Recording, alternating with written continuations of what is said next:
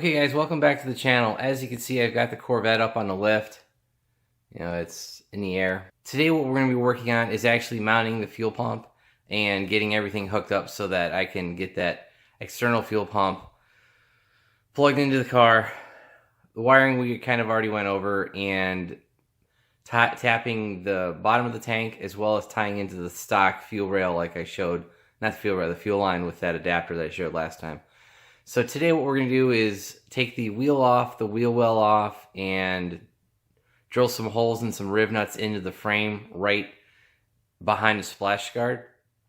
That way the fuel pump is protected and you won't see it and won't get rock chips or anything from flying up and hitting it. So we're going to get started on that.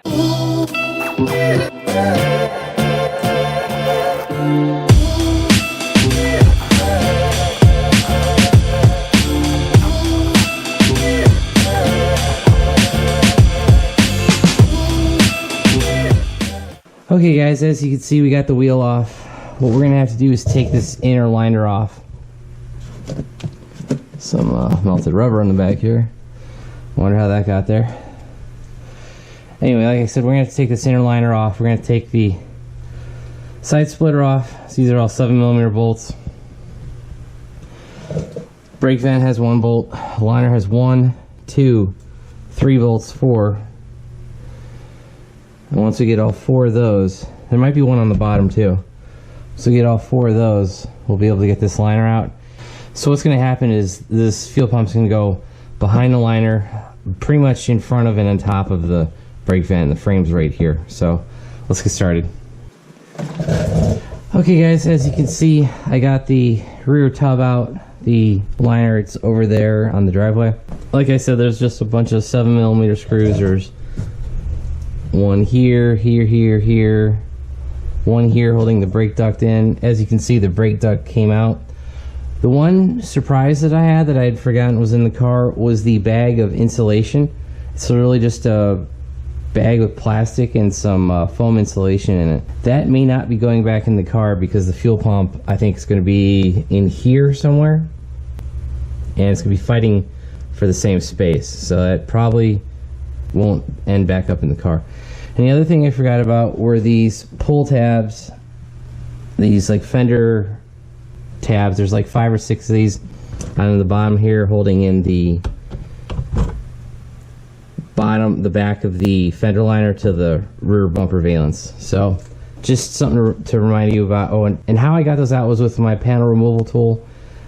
I'll have links in the description below on where you can get one of these. They're not super expensive, but they are very helpful for getting those tabs popped out. So now that the panel is out, it's now time to get the fuel pump kind of mocked up and see what we're going to do with it. Okay guys, as you can see, I got one of the fuel pump clamps already mounted to the car.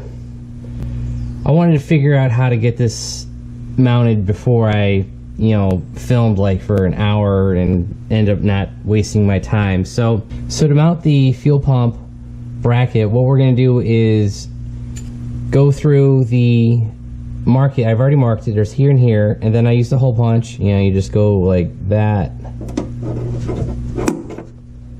There's that one. There's that one. I've already done that. Then we're going to use a small drill bit as a pilot hole, and I'm going to use my air-powered right angle drill because it's the smallest drill that I have to get in here. And this, like I said, this stuff's pretty thin. Won't take a lot to get through. Drill these 2 holes. I'll switch bits and go to a unibit. And this unibit we're going to use, actually I've got another one, but we're going to drill to a 7/16. Then we're going to start using the riv nuts. So let's get started with drilling these holes out.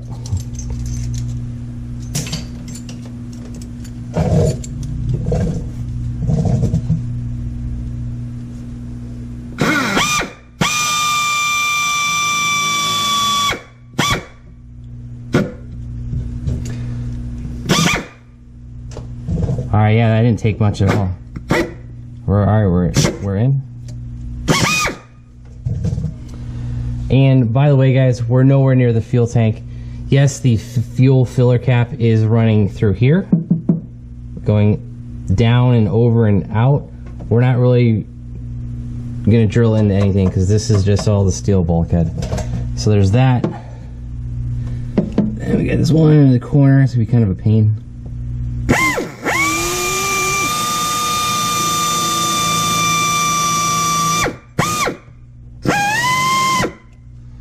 Alright, got through that one. Alright, got through both of them. Now we're going to switch bits. This is the actual unit bit that we're going to use, because the other one isn't stepped as much. And I'm afraid that I'll have less control over it.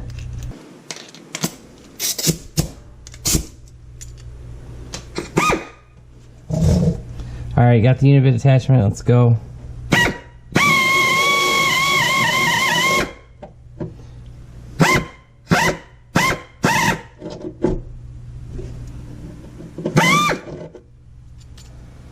Alright, I should have cleared some of that rubber off, but that's fine. You want to go, the 7/16 is the second to last step, so we should be good. Let's do the other one.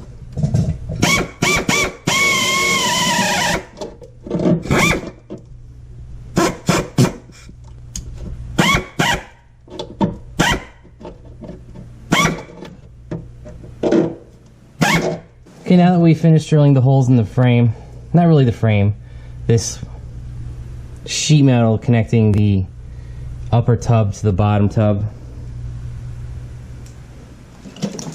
we're now going to use this rib gun. Pretty simple tool to use. We're going to use the rib nut, tighten the rib nut against the gun, and then what I'm going to end up doing is pushing this into the hole and squeeze a little bit. I can tell it's too tight, so back it off a little bit, let go, back off a little bit. Still too tight, back it off a little bit more. Alright, got a pretty good squeeze on that one. May not be fully done yet, back it off a little bit more. Actually, I think we're good. Yeah. So press in a little bit, back off the rib nut gun. We should be good to go. Yeah, we're in. Cool. See, by like the fourth or fifth one of these that you do, they get easier. Like I said, screw your rib nut into the gun and get in here. Alright, we're tight, too tight. Don't fully let go, press it in a little bit, back it off. Like I said earlier.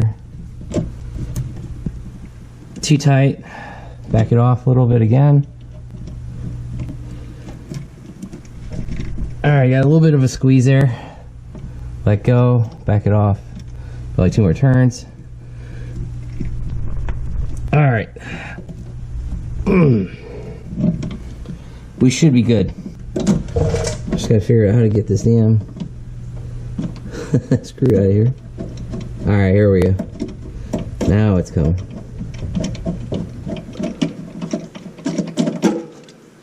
Okay. Alright, there you go. Both rib nuts are in. Bracket will go something like that. These brackets bend.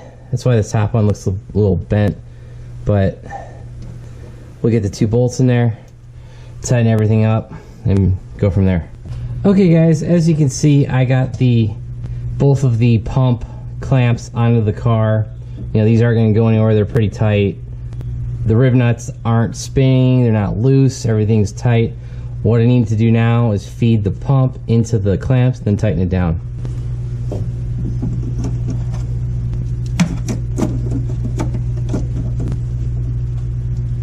Okay guys, I have the pump fed through the clamps.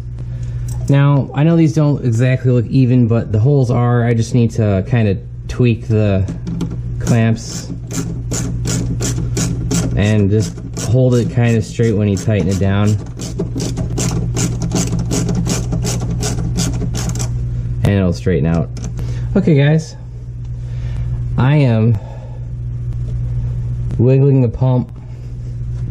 It's actually wiggling the whole car in the lift, so this isn't going to go anywhere. If we're making the whole car shake, as you can see the front end is a little bit shaking, we should be good. Okay guys, as you can see, I have the fuel pump mounted to the car. It's pretty secure, like I showed earlier. It's not going to go anywhere. Put the AN lines, the fittings on here for now. I'm still going to take these back off to create the hose lengths for what I need. For me to tighten down the AN fittings, and this basically allows you to use a wrench on your fittings, tighten everything down as as tight as it needs to be, and basically allows you to not mar the finish. It's not that this really matters because this is going to be behind the splash shield that's over here, but just prevent the fittings from getting crusty and stuff. But like I said, I've had the same wrench on the channel before when I worked on the ZL1 lid on the SS. It's Evil Energy billet adjustable -AN wrench. Goes from like -3 to -16. This is a -8 for these, and it's working just fine. Haven't had any issues with it, and I believe it was like less than $30, maybe about 20 bucks. So it's a pretty decent tool. I'll have a link in the description below to it so that you guys can pick up one for yourself. So those are the AN fittings. And before we move on, I did want to show you the clearance between this external fuel pump and the brake duct going into for the Z06 brakes. As you can see, it's going to clear by a good mile. I mean, there's nothing's going to interfere.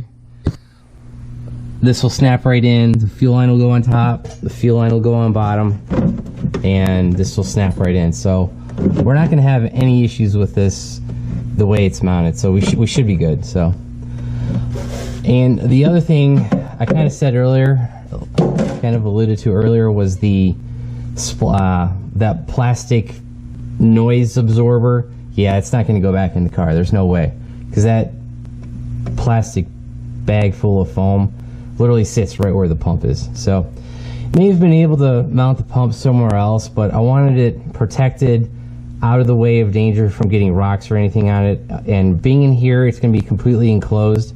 There will be some stuff down here, but the odds of it hitting up here and nicking a line or something like that, it's going to be pretty remote. This is going to be probably about the safest location without being in the way of the exhaust or the existing fuel system. So, but we should be good to go. So, okay guys, I was going to go into detail over the fuel lines, but this video is already over 10 minutes long and I don't want to bore you guys, so I'll just have another video. The next video will be cutting and fitting the PTFE lines.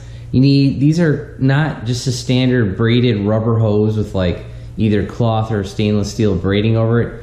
These are a Teflon lined fuel hose with a braided steel, and then it's like, and then that's even covered with rubber. So it's like a triple layer fuel line, and it requires a little bit of a special tool to use.